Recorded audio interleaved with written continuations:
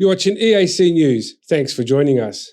The Chairman of National Assembly Committee of Foreign Affairs, International Cooperation, Propaganda and Information, Suryata has held a briefing on the democratic process of the fifth mandate Commune Sangkat Council election with various ambassadors to the Kingdom of Cambodia at the National Assembly building on Wednesday afternoon.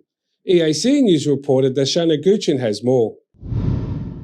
According to Suryata, this election process was assessed as free, fair, and just, and also shows the maturity of political parties and voters in Cambodia. He said this election was non-threatening and non-violent, and in stark contrast to the elections held in 1993, when 440 people were killed in its surrounding violence. Since then, he said instances of violence have greatly reduced, as evidenced in the 2017 and 2018 elections, and especially during the 2022 election. For the fifth mandate Commune Sangkat Council election, Suryata said that in addition to the Cambodian People's Party, there were other parties that also won seats, including the main opposition, the Candlelight Party. According to preliminary results, the Candlelight Party received nearly 20% of votes and are the party with the second highest number of votes behind the CPP. NEC member Dum Sovanarom also said at the briefing that the election on Sunday was smooth, safe, and non-threatening, reflecting the steady progress of democracy in Cambodia. Providing an overview of the day of election voting, he said it was noteworthy that 23,602 polling stations at 1,652 communes nationwide simultaneously opened at 7 a.m. for all eligible voters to exercise their right to vote in favor of one of 17 running political parties. And according to preliminary results, at least 9 political parties were able to win seats in this Commune Sangkat Council election, reflecting the steady progress of democracy in Cambodia.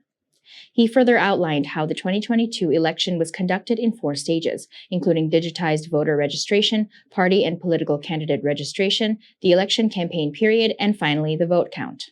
He said, "The NEC has taken up 7 principles of independence, neutrality, impartiality, integrity, transparency, efficiency, professionalism, and service-mindedness." In this case, before the NEC adopted the regulations and procedures for this Commune Council 2022, the NEC asked for comments and recommendations from a total of 89 institutions, showcasing the NEC's cooperative work with all stakeholders in an objective manner.